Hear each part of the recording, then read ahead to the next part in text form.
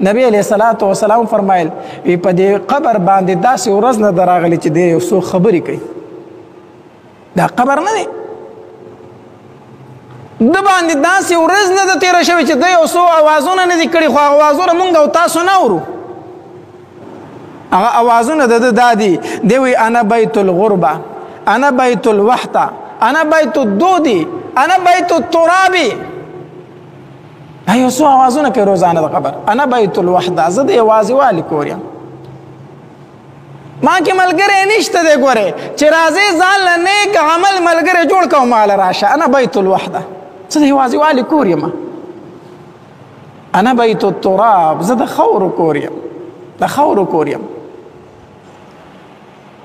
ډېر نه لوی بادشاه دې ولې مړ نه شي او ډېر فقیر نه فقیر مسکین نه مسکین غریب نه غریب یو انسان دې ولې مړ نه شي دواړه به په دغې خاورو کې یو شان کېښودی شي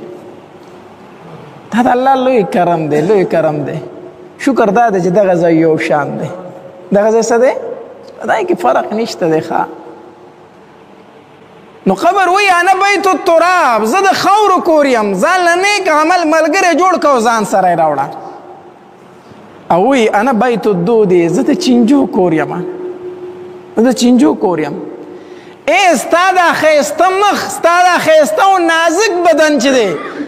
چې یو څو ورځې په ما کې تېرې شي په ده کې به چینجي شروع شي د ټولو نه اول به دې دا سترګې په دې مخ باندې روبهیږي د سترګو په دې ډوغلو کې به دې د چینجو جالې وانخلي هغه نازک بدن چې تا پې دوړه نه پرېښودله دې ته به د لاندې غاړې وروس شي چینجي به ورته لګیا شي انا بیت التراب خېټه به دې وپړسېږي دا به وچ وي په منځ باندې دا ګندونه به ترې روان شي انا بیت الدود زه د چینجو کور یم ګورې داسې عمل ځان له راوړه چې د چینجو نه دې حفاظت وکړی شي د شهیدانو غونته کې عمل وکړه چې قبر د بدن محفوظ وساتي بدن دې د چینجو نه محفوظ وساتلی شي انا بیت الدود زه د چینجو کور یم داسې عمل د ځان سره راوړه چې دا بدن دې زه محفوظ وساتم ورنه په درېمه څلورمه ورځ به دې په بدن کې چینجي شروع شي او بیا نبی علیه الصلاة والسلام وفرمایل چې کله انسان په قبر کې دفن کړی شي په قبر کې کېښودی شي نو دا ځمکه د دې انسان سره یو څو خبرې کوي دا ځمکه ورته وایي چې کله نیکعمله بنده وي دا ځمکه ورته وایي وایي زما په شا باندې څومره خلک چې ګرځېدو په هغې ټولو کې ما ته خوښ وي زما ډېر زیات خوښ وي ته او زه په دې انتظار وم چې ته به زما غېږې ته کله راکوزېږې نن ته زما غېږې له رالې وبه ګورې چې زه ستا سره څومره ښایسته سلوک کومه دا نیکان چې په دې ځمکه ګرځي دا ځمکه خوشحالېږي ښه دا ځمکه خوشحالېږي دی په لاره باندې روان دی دی د الله ذکر کوي دی چې مسجد ته راشي دی سجدې لګوي دی د شپې پاسې دی په تهجدو باندې ولاړ وي دا ځمکه دعاګانې کوي ده ته اسمان خوشحالېږي نیکعمله بنده ته دې وجې نه د نیکعمله انسان په مرګ باندې ځمکه هم جاړي اسمان هم جاړي ځمکه پې هم جاړي او اسمان پې هم جاړي ځمکه ولې جاړي ځمکه خو ځکه جاړي چې دې نیکعمله بنده به په کوم ځای سجده لګول هغه سجدې هغه ځای بند شو نو کله چې دا بدعمله انسان په قبر کې کېښودی شي حدیث مبارک کې راځي نبی علیه الصلاة والسلام فرمایي وایي دا ځمکه ورته وایي چې په تمامو مخلوقاتو کې زما ته بدې شوې نن زما غېږې له رالې ته ګوره چې زه ستا سره څه سلوک کومه حدیث مبارک کې راځي نبی علیه الصلاة والسلام فرمایل وی په ده باندې دا ځمکه راجوخته شي او د ده دا پختۍ دا چجې په یو بل کې نه نوځي د دې حدیث راوي هغه ابي سعید خدري رضی الله تعالی عنہ دی فرمایي وی مونږ نبی علیه الصلاة والسلام مونږ ته د هغې نقشه هم جوړه کړه وی چې کله په ده باندې دا قبر راتنګ شي ته دا چجې په یو بل کې نه نوځي وی نبی علیه السلام خپلې مبارکې ګوتې په یو بل کې داسې ورکړي چې ده دا چجې په یو بل کې داسې ورنه نوځي لکه زما دا ګوتې چې دي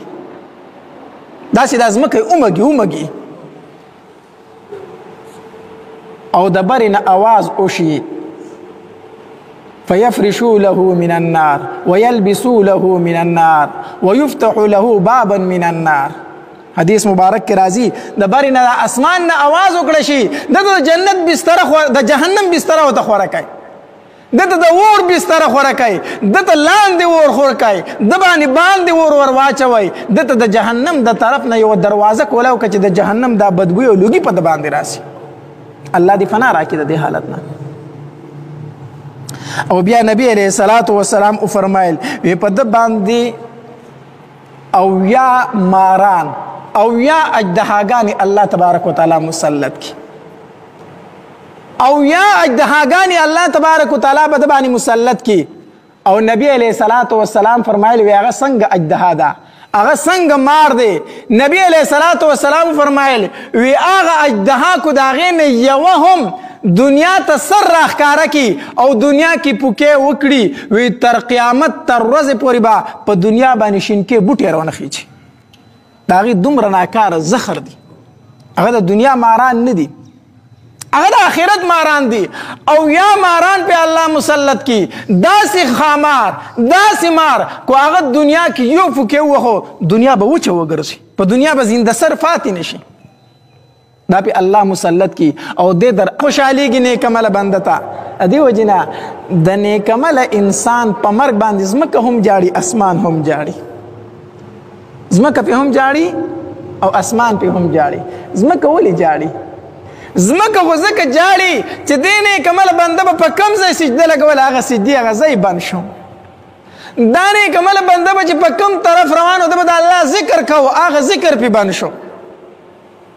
اسمان ځکه جاړي چې کله به د نیک عمل کوو هغه به د اسمان په دروازو باندې بره ختل، هغه دروازې نن بندې شوي. هغه نیکۍ به چې د اسمان ته ورختلي هغه نیکۍ بندې شوي. نو چې کله نیک عمل انسان وفات شي که نه ځمکه هم جاړي او اسمان هم جاړي او د دنیا خلک خو پسې جاړي او جاړي. نو چې کله نیکمله انسان ځمکه کې کېښودی شي دا ځمکه ورته وایي نن په ته زما سلوک ویني. حدیث مبارک کې راځي نبی علیہ الصلوۃ والسلام فرمایلو وی فیتسع له مد بصره دا ځمکه دته دومره کولاو شي څومره چې د ده نظر لګي، څومره چې د ده نظر لګي دا ځمکه ورته کولاو شي. ویفتح له باب الی الجنه او د جنت طرف نه دته یو دروازه کولاو شي او د برې نه آواز وکړی شي فیفرشوا له من الجنه دته د جنت بستره خوره کوي والبسوه من الجنه دته د جنت جامې واغوندوئ. دی په سپین کفن کې راغلی دی، دی بربند راغلی دی، دی د لټۍ په کپړه کې راغلی دی. د جنت کپړې ورله زر زر فرشتو ته وی راوړئ، دته د جنت کپړې واغوستې شي، دته د جنت طلایي خوره کړی شي، دته د جنت بړستن او بستره راوړی شي او د جنت د طرف نه دته یو کړکۍ کولاو شي چې په هغې کې د جنت د خوشبویانې دته راسي. الله دې موږ ټولو ته نصیب کړي. الله دې داسې مرګ راکړي چې ځمکه هم جاړي او اسمان هم جاړي. خو چې کله بدعمله انسان په قبر کې کېښودی شي حدیث مبارک کې راځي الله دې دې حالت نه فنا راکړي. نبی علیہ الصلوۃ والسلام فرمایي وی دا ځمکه دې انسان ته وی زما په شا چې څومره مخلوق ګرځېدو په هغې ټولو کې ما ته ته ناخوښوې، زما ډېر زیات ته بدې شوې. ولې؟ ځکه چې کله دا انسان په دې ځمکه باندې ګناه کوي دا ځمکه ورته خیرې کوي، دا ځمکه ورته څه کوي؟ خیرې کوي. د سحر د مانځه ټیم وي دی اوده پروت وي دا ځمکه ورته خیرې کوي بېلمازه پاسه زمانه چېرته بل خوا لاړ شه د باندې باندې ور واچوئ دته د جهنم د طرف نه یوه دروازه کولاو که چې د جهنم دا بدبوی او لوګي په د باندې راسي. الله دې فنا راکړي د دې حالت نه.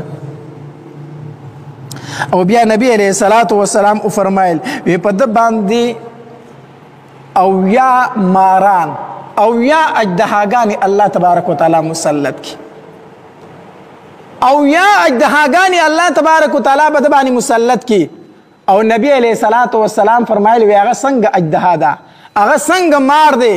نبی علیہ الصلوۃ والسلام فرمایل وی هغه اجدها کو د هغې نه یوه هم دنیا ته سر راښکاره کړي او دنیا کې پوکې وکړي وی تر قیامت تر ورځې پورې به په دنیا باندې شینکې بوټې رونه خیچي د هغې دومره ناکاره زخر دی هغه د دنیا ماران نه دي هغه د آخرت ماران دي او یا ماران په الله مسلط کی داسې خامار داسې مار کو هغه دنیا کې یو پوکې وخو دنیا به وچه وګرځي